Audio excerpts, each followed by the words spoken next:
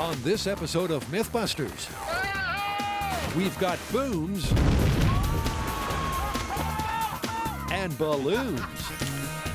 Adam and Jamie find out if it's possible to do the impossible. Who's done this before? Nobody! And make a lead balloon fly. It's looking good. It's looking good. Then Carrie, Grant, and Tori tackle a tall tale of TNT and surfing. Can you ride a wave created with explosives?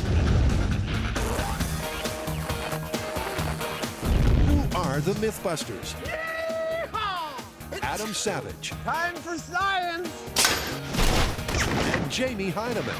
Is that beautiful or what? Between them, more than 30 years of special effects experience. It bleeds! Let's go! Joining them, Grant Imahara, Don't give up on me now! Tori Belleci, Oh, and that's how we like it. and Carrie Byron. High explosives and electricity. Woo! They don't just tell the myths, they put them to the test.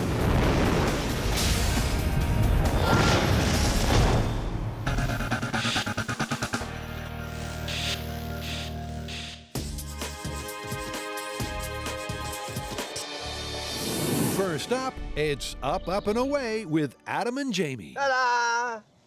Something tells me balloon myth? Absolutely right. It's not only a balloon myth, it's actually also an idiom. Have you ever heard the expression, going down like a lead balloon?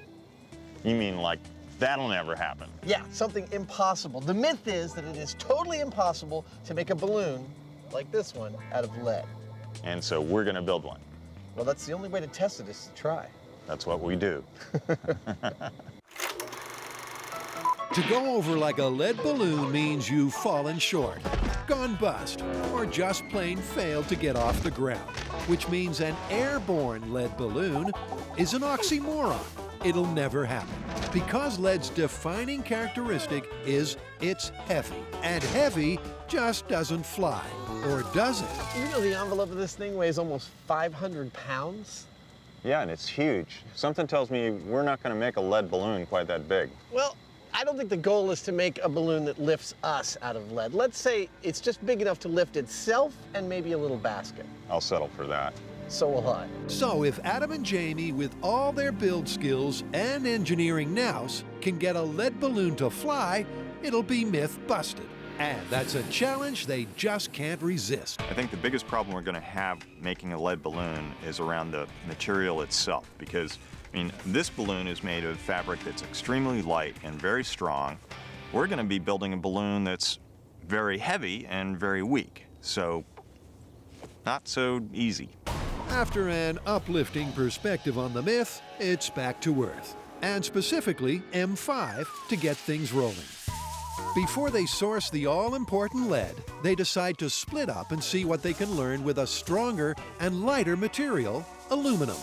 My thoughts for doing a small-scale build in aluminum are that I want this thing to look balloon-like. I could just make a tube, I could make a lot of different simple shapes, but I really want it to be as round as possible. So I'm actually gonna go for an icosahedron. That's a 20-sided regular solid, and each side is an equilateral triangle. So Adam is basing his design on one of the 5 platonic solids. The 5 what's-its? The platonic and Archimedean solids are polygons of regular shapes. Like a cube is one of the regular solids because it's 6 squares. Typically, while Adam approaches the problem with a little magic, math, and a silly hat, Jamie keeps things simple. I figure if the simplest possible way of building a balloon is just to put 2 sheets together and seal along the edges, why don't I put 2 sheets together the same way, but start by draping them across a hemisphere, a rigid male mold. With both designs complete, the guys are ready for the float-off. Oh, look at that. That's huge. Well, it's bigger than yours. Let's inflate and see. Okay. Remember, it's not the size that counts, but how well it flies, and how practical it'll be to build on a large scale. Jamie, do you mind if I go first? I want to fill my balloon first. Is that okay with you? Is that okay with you? I'd like to fill my balloon first, if that's all right with you. Okay. Mickey Mouse's metal balloon is inflated with helium. And what do you know? Hey, That's almost balloon-like. Very nice. It's an approximately spherical shape. It's icosahedral. Icosahedral. Yes. The question now is, how will Jamie's super simple two-piece compare? After a blast of fast forward, it's inflated and they're elated. It's an actual foil balloon. So the guys have two different but successful designs, but they're made of aluminum foil, which is 6 times lighter and much stronger than lead. Fly!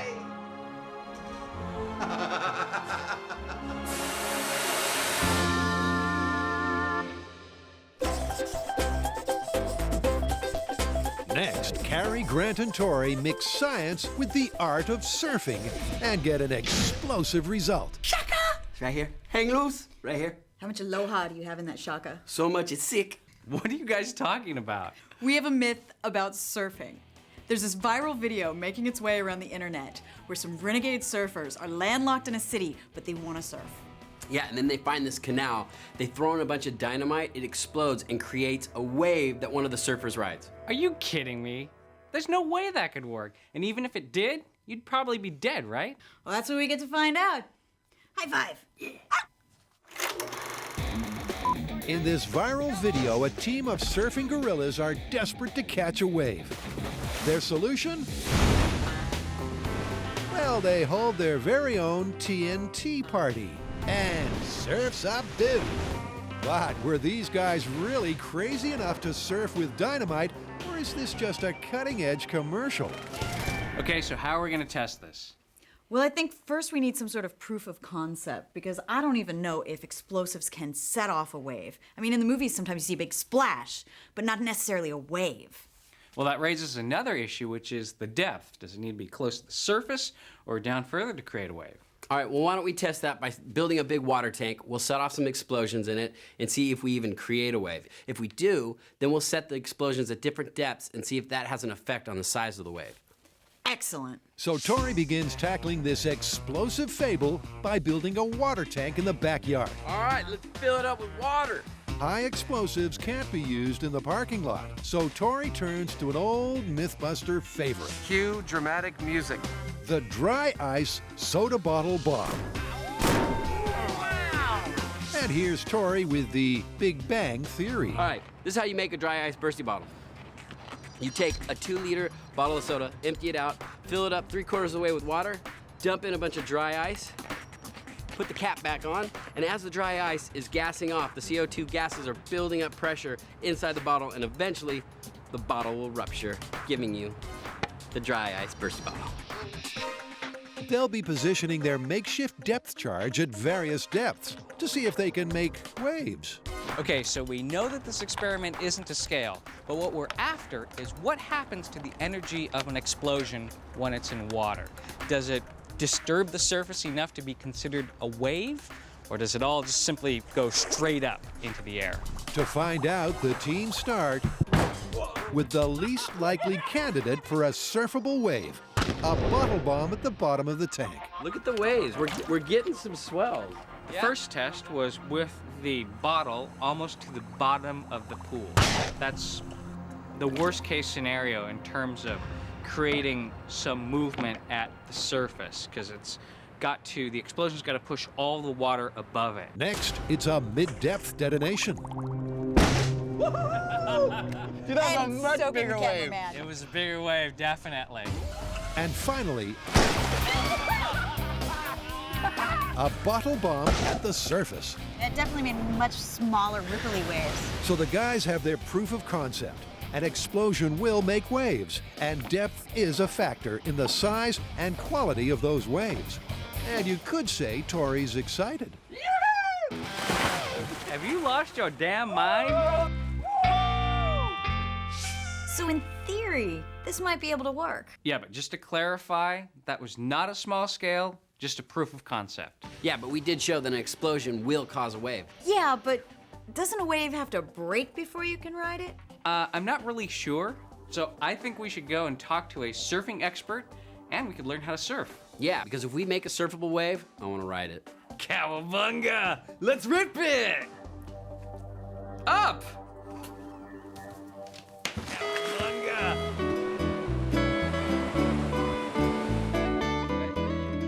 Life's a beach when you're a Mythbuster. I mean, what other job requires you to go surfing for work? And after meeting Heath, their instructor, we learned that surfing lingo is all geek to Grant. I am ready to rip it and shred some stuff. Did I say that right? Joking aside, before surfing with dynamite, the team needs to know they can plain old surf. Oh, it's cold. Or, you know, even get into the water. We're at Cowell's Beach in Santa Cruz, and this is perfect for us. Because as you can see, the waves are tiny, and that's probably what we're gonna get from an explosion in the water, are little waves. And not only that, it's perfect for learning how to surf.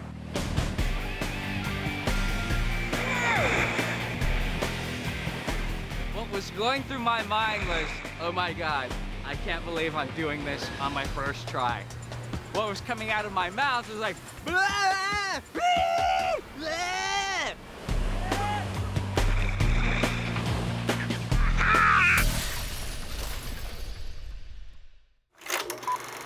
Hot air ballooning is the oldest successful flight technology. It dates back to 1763 when the French Montgolfier brothers took to the air. A rich history of refined, recreational flying followed. Until heavy metal ballooning, Mythbusters style. Adam and Jamie are tackling the myth that it's impossible to make a lead balloon fly. But they began by brainstorming with aluminum.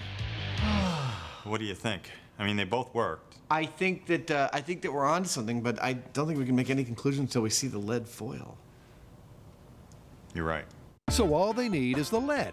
Simple, right? I didn't think the lead foil was going to be the hardest part of this myth, but it was a hassle to find a U.S. supplier.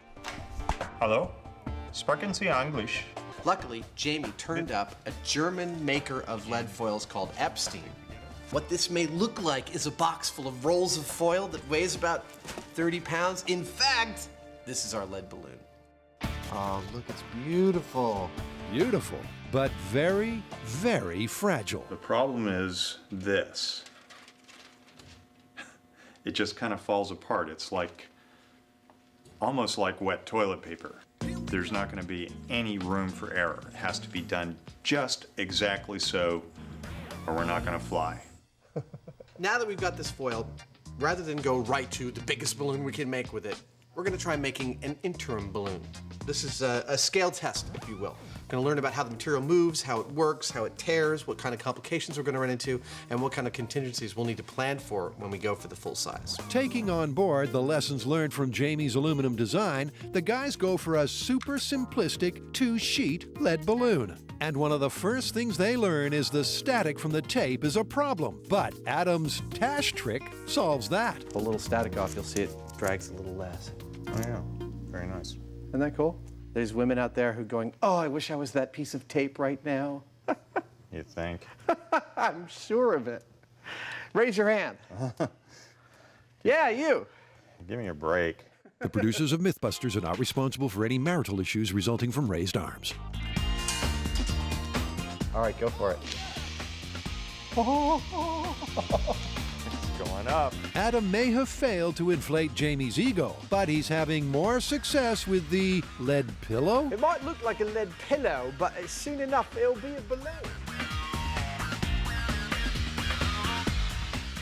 Who's done this before?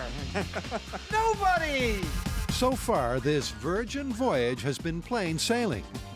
Dude, it's a lead balloon.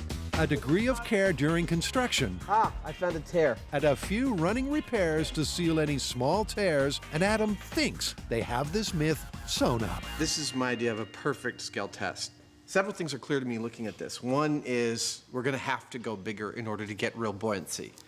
And we're going to go as big as we can.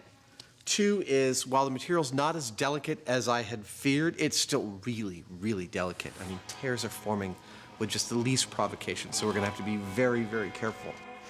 You're going to ruin it, aren't you? The third thing is, I think we're only going to get one chance to get this right.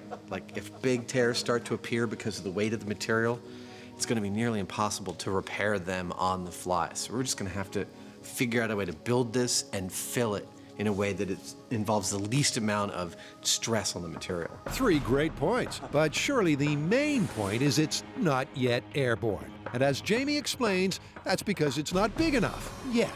This balloon has too much lead and not enough helium. So we need to go larger, because the larger the balloon becomes, the greater the ratio of helium to lead. It's sort of a funny thing with physics and geometry, but that's the way it works. Yep, the larger the solid, the greater the volume.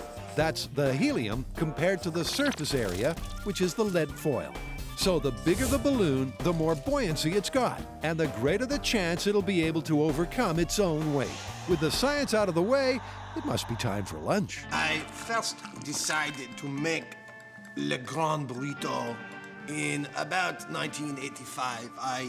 I bought a rice patty, and I thought I could grow enough rice for the world's biggest burrito. I know most people don't think rice belongs in a burrito, but I do. So here is about 800 pounds of rice, about 700 pounds of beans, 65 avocados. It's not enough, I know, but they're not in season. And I can't remember how many tortillas, but very, very many. We're going to eat it next week.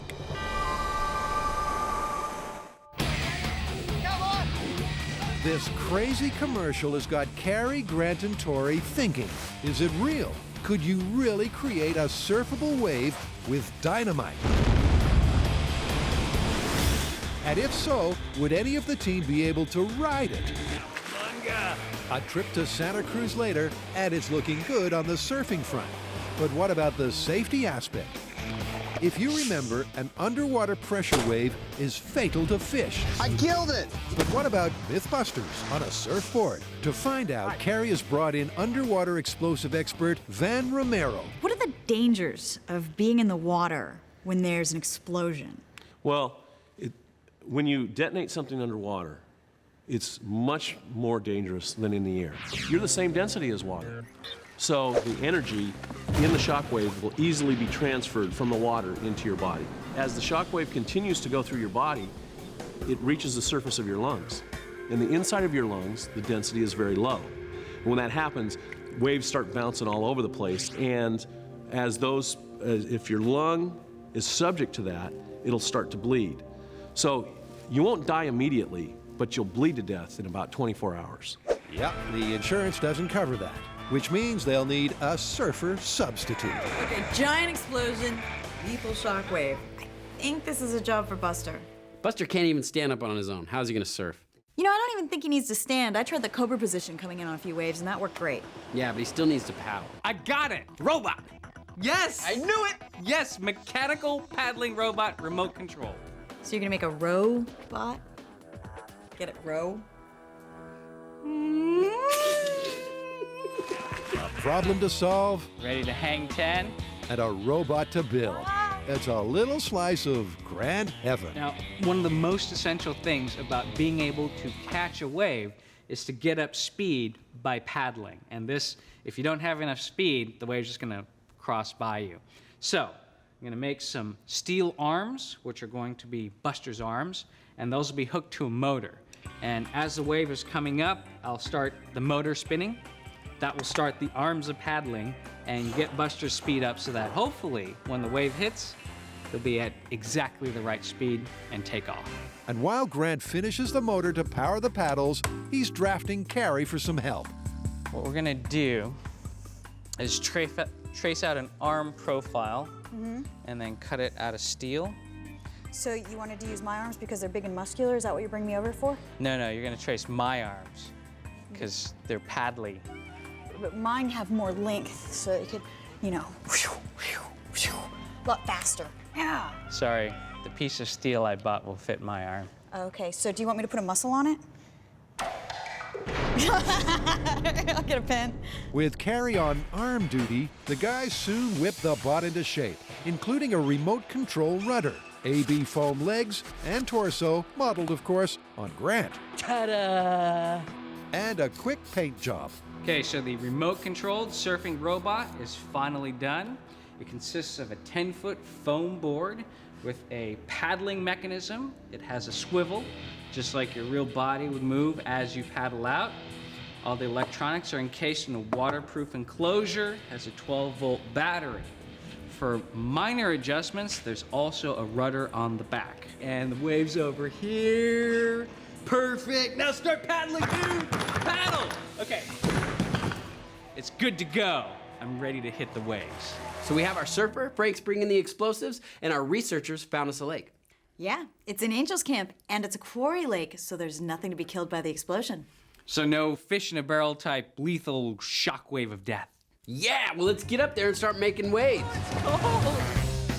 So this beautiful quarry lake is the location for the final experiment. How's he gonna hang 10? He got no feet. And the first order of business is a test run with the surfing robot. I am feeling a little nervous at this point because none of us are going to be allowed to surf. This is our only option for testing the myth. You look nervous. Yes, I'm a little nervous. Now, that having been said, I'm hoping that RoboGrant has been imbued with the natural surfing talent that real Grant has. Well, it didn't flip over. Yep, it looks like Grant has imbued RoboGrant with all of his surfing powers. All right, let me awesome. turn him. Nice. Thank you. Thanks. And it didn't flip Thanks. It's a beautiful robot. So RoboGrant did us proud. There's no doubt about that. He's got the mad surfing skill. However, I would like to see him go a little bit faster. And to achieve that, Grant switches the paddle action from freestyle to butterfly. Oh yeah, he is faster though. Surf's up, dude. So RoboGrant's good to go. Yeah, spank that water. But Carrie's concerned about our evil genius's motives. Does anybody find it creepy how many Grant robots have been on the show? Is it just me, or is he trying to, like, clone himself and make a little army? I like it. I think we're keeping it.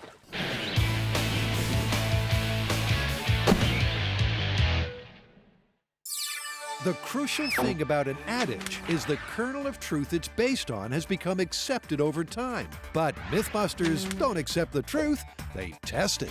And to test the truth of the adage to go down like a lead balloon, they're building one. Who's done this before? Nobody! I don't know. What do you think the plan should be for going full scale? I'm not really in love with that burrito shape. I mean, it kind of started to work, but it doesn't look like a balloon, and I think it won't handle the stresses once we get much larger. You're right. And both of these require so much manipulation of the foil. I mean, the one thing we learned from the lead foil is it's way too delicate to make a shape like this. Yeah, we need to figure out a way of just building it in place and not touching it, just inflating it from there. I've got an idea that may work. It involves laying the material out piece by piece and taping it as it goes down so we only move it once. And then hopefully, when we inflate it, it would unfold. It would be just one of the simplest platonic solids. So it'll open like a flower. Exactly. Let me try and work that out. And so our Swami of origami goes to work. The biggest problem that the lead is giving us is that it's delicate, and we can't go lifting up huge sheets of it to tape these complicated seams. We have to build our three-dimensional shape flat and then inflate it. Use the spread distributed load of the helium to bring this thing out into 3 dimensions. We can't move the lead around too much. So I'm gonna try and design a way to make a cube so that we lay it out panel by panel flat, and then we can inflate it. It works. All right. There it is. That's the deal. With the design and construction map worked out, Adam crunches the all-important numbers. Roughly 11 kilograms. He's planning to use 640 square feet of lead, which weighs 11 kilos, or 24 pounds. But will the helium inside that cube have enough lift? In its cubular form, this thing's gonna have 30 kilograms, roughly 70 pounds of lift. That's far more than the lead that makes it up is going to weigh. In fact, we'll have so much buoyancy out of this that in order to get it fully inflated, I think we're gonna have to add some air. We're gonna have to thin out our helium. That's great, we're way in the green on this. So it's full scale ahead. But the idiosyncrasies of the material mean Jamie's having to go to extraordinary lengths.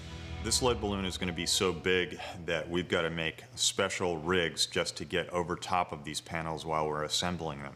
We can't obviously just crawl all over it because the lead is so delicate, we'll puncture it in that process. Therefore, I'm making a big swinging boom arm that we can put on a forklift to put one of us out on the boom. We'll be on a sort of a car that will have a basket that we'll be in so our arms can hang down right over top of what we're working on. Dude, this is elegant and simple. What we would always want on MythBusters. They're all set, and while the guys pack up and head out, let's take time to find out more about the myth. So the phrase "to go over like a lead balloon" meaning to fail miserably, what's our earliest citation of it? Well, that would be in 1924 from a syndicated cartoon called Mom and Pop. Oh, but come on. I mean, if we're going to talk about this phrase, we got to go to the 60s. And the story has it that Jimmy Page was finishing up a Scandinavian tour with the New Yardbirds and was told that it would go over like a lead balloon, had a eureka moment, and named the band Led Zeppelin. I wonder if that was also the origin of heavy metal. Gonna make a lead balloon. Adam and Jamie have arrived at the Alameda Naval Base, a familiar and favored location. Well, we're in lovely Building 24, where we've shot not only Running in the Rain and Trailblazers, but also other myths like Helium Life Raft. Hey, Adam, Yeah. this isn't working. No, it seems to have failed utterly. We've chosen this because we got plenty of room to fly, we got no wind, we got a nice flat surface to build on. And today we're making our lead balloon. Or at least that's the plan, because the myth states that it's impossible. A challenge Adam and Jamie seem to be taking personally. This whole build depends on how carefully we do this. Success or failure depends on all the little details, like a smooth floor. Why is that piece of tape there? If we have dirt on this floor and we've gone through and we've swept it like several times, we're scraping any little bits of tape or anything that we can get off of it. It has to be pristine. We're gonna lay down paper. We're gonna be wearing booties when we're working around this. This is gonna be like a medical procedure. Okay, everybody, this is no walk zone. With military-like precision, Jamie directs preparation of the assembly area, ready for Adam's origami design. Yeah, there you go. That's it. It's basically going to be a 10-foot by 10-foot by 10-foot cube of lead. So, 10 foot. Our construction plan is pretty simple. Jamie will be assembling squares while I'm assembling the regular balloon. And here's the plan I worked out in the shop. It's 12 steps, 12 pieces of lead. Each square gets assembled over on the assembly square and then put together on the home square. With rubber gloves to protect against what is, after all, a poisonous material, the guys begin building the ambitious 12-step plan. Adam is putting the actual cube together on the home square, while Jamie production lines the larger pieces from the 15-inch rolls. I've got the first side completed, and oddly enough, it's the bottom. It's about 100 square feet of lead. It used up 2 rolls. Jamie's working on the second sheet, which actually will get cut into triangles to start our actual origami assembly process. It is hard work. Almost as bad as picking strawberries. Have you done that? Uh-huh. Is it real? What, is this all low to the ground? Yeah, you're like this for all day long. Oh. I didn't know you were a migrant worker. Is that when you were riding the rails? It was my first business, was strawberries. I can't believe I just learned something I didn't know about you. I hired a bunch of the local girls, like 10-year-olds, and we're out there picking in the field. Employment standards were less of an issue during the Great Depression. The first square is coming off the assembly line, and according to Adam's grand origami plan, it gets cut into equilateral triangles. Okay, the first one's coming off. Before being moved into position on the home square. It's pretty darn good. The ingeniously named Step 2 is complete, when piece 2 is taped into position. Cue the cable car. What we have here is the largest clear tape dispenser in the world. Simply insert an Atom to tape in all those awkward, hard-to-reach places. I've never built anything like this before. The final result's going to be about 7 or 8 layers thick in some places. That's as thick as one of your hairs. That's how thin the material we're working with is. So the difference over here in the home square from step 1 to step 12, nothing. You're not going to see a darn thing. Just at one point, we're going to start inflating. It's going to work like a popcorn popper, hopefully.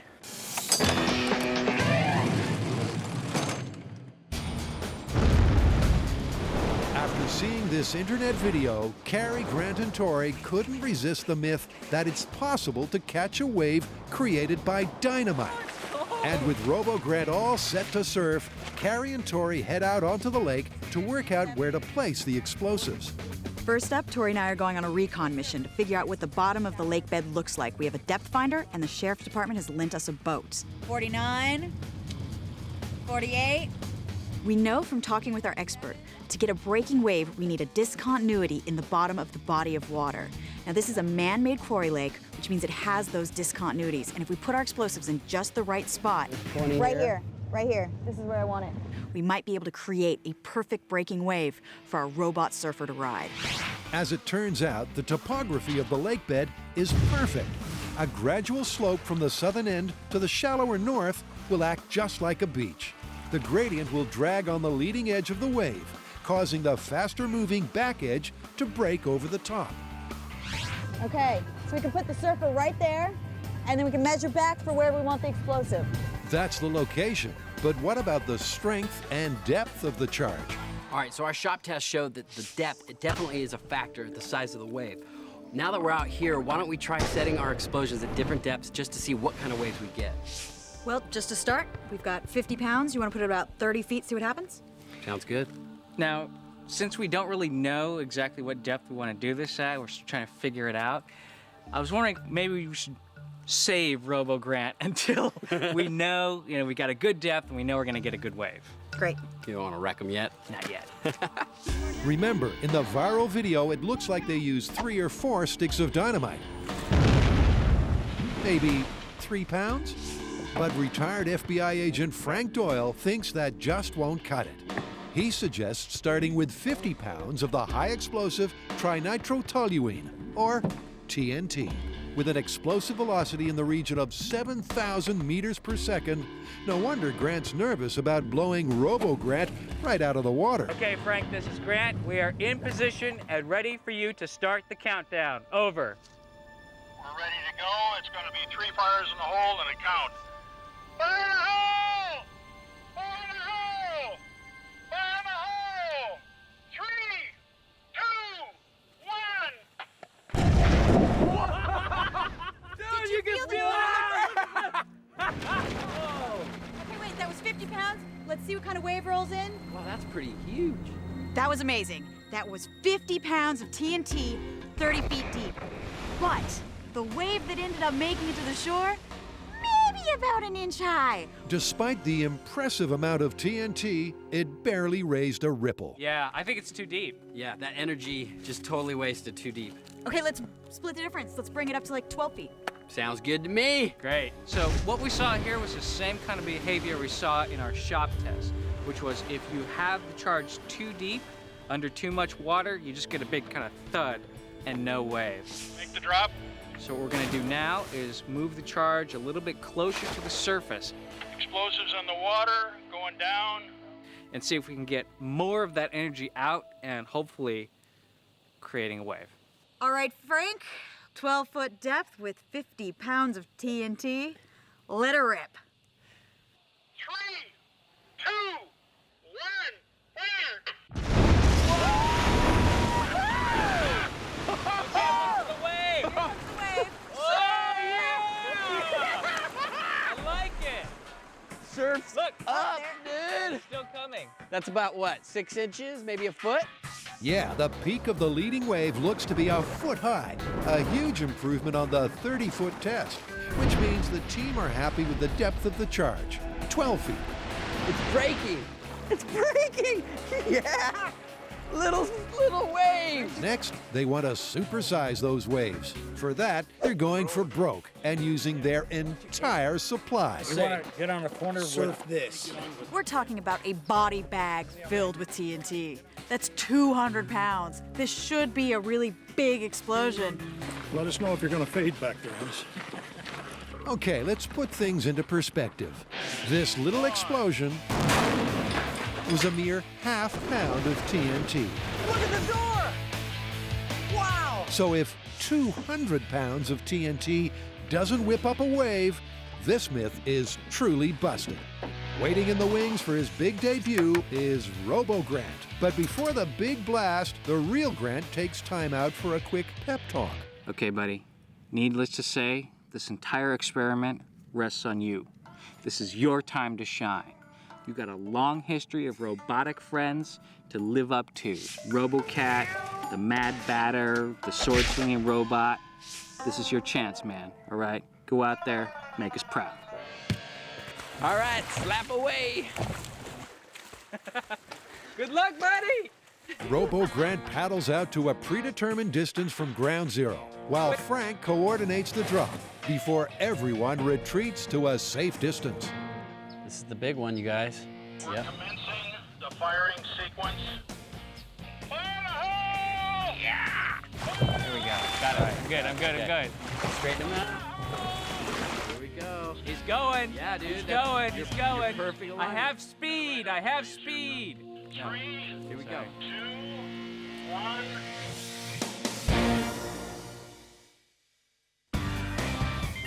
Adam and Jamie are testing the accepted truth in the idiom to go down like a lead balloon. And if they manage to fly this huge heavy metal inflatable, it's myth busted. I define flight as balloon off the ground. As soon as the balloon is buoyant enough to support its own weight on top of the helium that's inside of it, then I say that we've got flight. Everything after that is just gravy. It's all working out quite well right now. Makes me a little nervous. We're only going to find out if this works right at the very end. There's no trial and error on the way. This either works or it doesn't. It's a one-shot deal. Little did the MythBusters know that there was a herd of cattle waiting in the other room. The 12th hour of the build comes and goes, but the final step in Adam's design, the 12th, is in sight. Well, we are just about to reach the most dangerous and tricky part of the lead balloon, which is the notorious triangles number 10 and triangle number 11. You'll see along here, it's a straightforward left side flanking tape maneuver. But on the inside left edge is going to attach to piece number 2 under 5 other layers of lead. And 11 is not much simpler. This is the part I haven't been looking forward to the whole time. Okay, slowly, slowly, slowly, slowly. Back to the map. The pressure is on for Adam to get these final pieces right, but he won't know until they inflate it if his origami cube has been taped together correctly. So this is the moment of truth.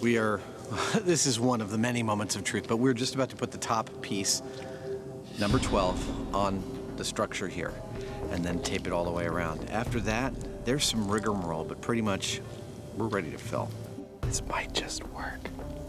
Oh, no, no, no, it's not gonna work. They're close, but getting that final piece onto home square is proving a challenge. Hold on, I'm not there. With everyone's patience as thin as the foil, tempers and frustrations are only just kept in check. Slow down, slow down. Everybody slow. Okay, stop, stop. But they finally get there, and with piece number 12 taped into position, Adam bounces back. I'm now feeling so optimistic that we're gonna get buoyancy that I'm gonna shoot even higher. And I want this thing looking like a real inflatable balloon, like with a basket and with passengers. Yes, Jamie and I are gonna go for a ride in the lead balloon. This thing laying on the paper over here is about the most bizarre thing that we've ever put together. Because, and I can't say this enough, it's just absolutely incredible. There are 12 layers of lead on the floor, and all together, stacked one on top of each other, they add up to nothing any thicker than a human hair. That puts into perspective what we've had to do to make a lead balloon that actually flies. Their thin, flat-pack cube is complete, but how are they going to inflate it? Jamie and I have been thinking about ways in which this will fail spectacularly. We're both nervous about this little area in the middle that has to open like a flower with 4 edges scraping over each other. And to hopefully countervene this, we are going to be filling this balloon both into the bottom and into the top. We're hoping to pillow it up so the parts will move and slide over each other with a little less stress than just from the bottom having to lift like 3/4 of the weight of the balloon. All right, so 640 square feet of lead, 11 kilograms, 1,200 feet of helium. You ready? It's going up. You gonna man the valves? I'll do that. All right. Adam is understandably nervous. His clever design is on the line. And as Jamie opens up the helium, one thing's apparent. It's gonna take a while. It's going to be an excruciatingly slow process. This is the most delicate time in this procedure because we've got hundreds of taped joints.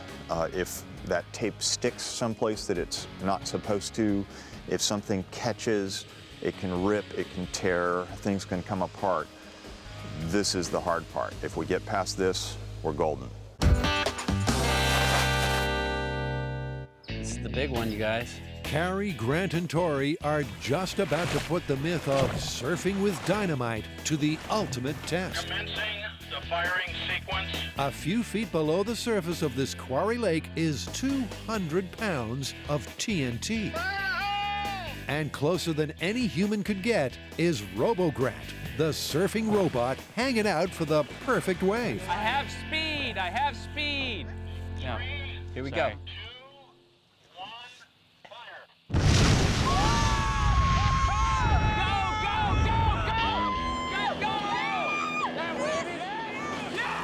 It was a huge explosion, but is the wave actually surfable? Yes! Thank you! Robo-Grant is paddling furiously, and Grant keeps his stunt double on course. But the wave just rolls right under the surfboard, despite the outrageously over-the-top quantity of TNT and an explosion to match.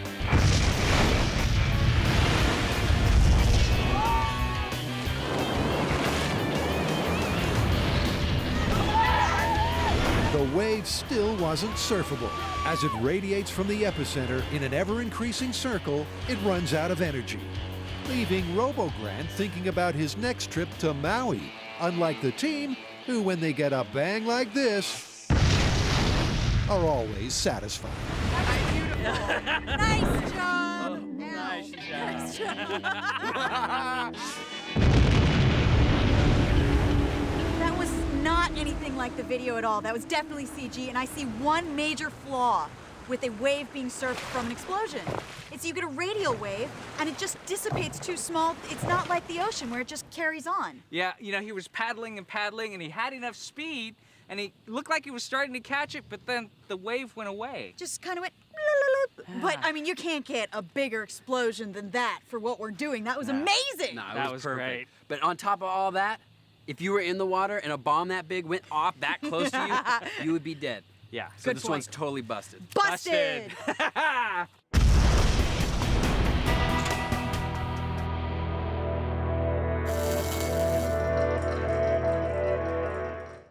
Adam and Jamie's mythical lead balloon is in fact complete. The guys are in the process of inflating their inflatable, but it's not as simple as it sounds, and it's taking a while. Well, we've encountered our first slight difficulty, which is that the helium doesn't fill this thing in any kind of even fashion. So as you can see, it's heavily weighted towards one side, and I don't want to put too much stress on one part of this balloon. I would like to even it out as much as I can. So we're going to take a big plastic drop cloth, lay it over this, and use it to kind of even out the helium's filling of the balloon. Yes. Hopefully that'll keep it stable. I like that a lot better. Yeah, me too. With Adam monitoring and fretting over even the slightest tear, I'm nervous because of the way I saw it unfold, creating tears in a burrito. But right now, I'm provisionally happy. and Jamie carefully controlling the flow of helium and air into the top and bottom of the cube, it slowly but surely rises. We're putting air in this because we think we actually have too much buoyancy. We want it to just barely come off the ground, otherwise we're liable to rip something. If we can get it so it ever so gently goes up, we're golden. By mixing the heavier and less buoyant air with helium, they're hoping to prevent any sudden lift that would tear the delicate lead foil apart. Okay, before it becomes too much trouble, I want to pull the visqueen off and have everyone grab the cords. Whatever you think. Okay. Adam directs his troops, and the plastic drop cloth is carefully removed. It's looking good, it's looking good. Okay, everyone go ahead and let it up a little bit. Go ahead, let's get some helium. And the flat pack origami cube slowly comes to life. I don't see any major holes, I don't see any major failure points, but I'm keeping a close eye on it. Hey, Adam. Yeah. Congratulations on the design. It unfolded and twisted out just the way it was supposed to. Whether it flies or not, I don't know, but your plan worked. I'm really psyched about this one. The cube may be taking shape, but with the containment of the plastic gone, the foil is free to shift and ripple. Ah, there we go. I knew I felt something. There's a big rip here. And suddenly the build picks up pace. Opening tank 3. I got a hole. Teetering on the tipping point of failure. Good, hold on tight to that. And the promise of flight. Oh, hold on to it, hold on to it. Hold on, that's it. Rips and tears appear everywhere. But like the little boy in the dike, Adam stays ahead of the leaks. This is looking okay. And incredibly, the lead balloon keeps rising. I gotta tell you, I'm pretty happy about this thing right now. I'm pretty excited. It's a lead balloon. Oh my God, I'm getting dizzy. Woo! It's a balloon made out of lead, and it's up there. It's floating. It worked. But Adam, for one, ain't satisfied with just off the ground. I still want more balloonness out of it. I know. He wants all the knobs, bells, and baskets he can get. Without requiring expensive insurance, our disposable hosts are in the basket, ready for liftoff. And with a few more gentle blasts of helium, the real Adam and Jamie watch their experiment go up like a lead balloon. Dude. That is a lead balloon. I am really pleased. We might have been able to get away with a smaller balloon, but this is a lead balloon. We did it. That worked beautifully. It's perfect. 11 kilos of lead hanging right over my head. And if I let this go, it's going up. It's just amazing. Well, I tell you, that might be ridiculously impractical, but, you know, if someone says it's impossible, we just take it as a challenge. Busted idiom. Which leaves just one thing left to do. How are we going to get it down? How about with a baseball? It's time to destroy it. It was inevitable, really. Go ahead and throw it. Like a sandcastle at the end of a summer's day, the kids can't help but destroy their creation.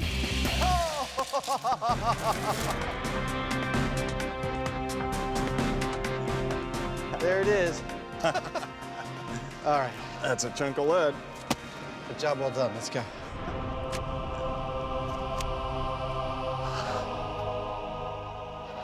So do you think we could actually make a Led Zeppelin?